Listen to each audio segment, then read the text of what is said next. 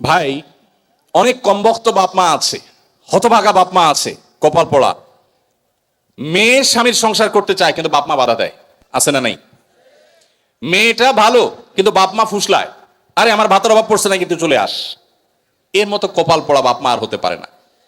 বাইরে আমার, বেশিরভাগ সংসারে স্বামী স্ত্রীর মধ্যে অশান্তি সৃষ্টি করে তৃতীয় পক্ষ। কারা করে? তৃতীয় পক্ষ।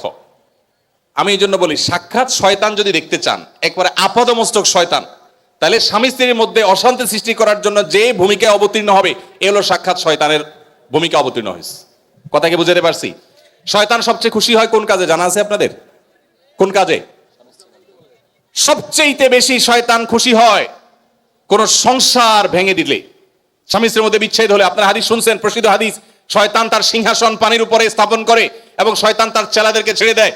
চেলারা সারাদিন আকাম কুকাম করে, সারাদিন অপকর্মের পরে ফিরে এসে তাদের দলনেতাকে বলে, আমি একজনকে খুন করিয়েছি একজনকে দিয়ে, আরেকজনকে দিয়ে একটা মিথ্যা বলিয়েছি, আরেকজনকে দিয়ে মাদকাসক্ত করিয়েছি, আরেকজনকে দিয়ে অমুক জেনা করিয়েছি। তখন শয়তান বলে, হ্যাঁ অবশ্যই কিছু না কিছু করেছ। কিন্তু যখন কোন শয়তান এসে বলে একজন স্বামী স্ত্রীর মধ্যে বিচ্ছেদ ঘটায় দিছি, তখন শয়তান বলে তুমি সবচেয়ে বড় কাজ করছো, সে সবচেয়ে বড় খুশি হয়। যে সমস্ত পুরুষেরা মহিলাদেরকে অথবা পুরুষদেরকে উস্কায়, দেখবেন যে অনেক মহিলাকে যায় অনেকে বলে, ভাবি আপনার মতো মানুষের সাথে ভাই রাগ করে কেমনে?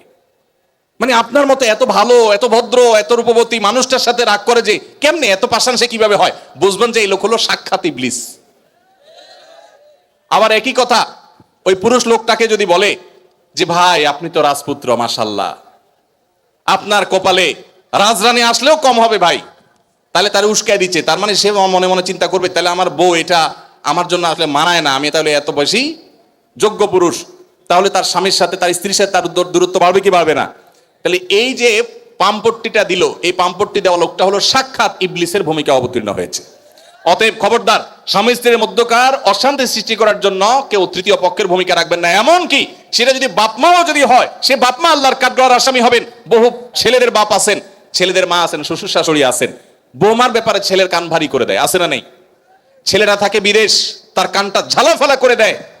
এরা সবাই কিয়ামতের ময়দানে আল্লাহর কাছে আসামি হবে। খবরদার, এরকম কোন ষড়যন্ত্র করা যাবে না। চেষ্টা করতে হবে স্বামী স্ত্রীর মধ্যে মনোমালিন্য হলে সেটাকে আরো দূর করে দিতে হবে, সেটা আরো দূর করে দিতে হবে। আল্লাহ আমাদেরকে তৌফিক দান করুন।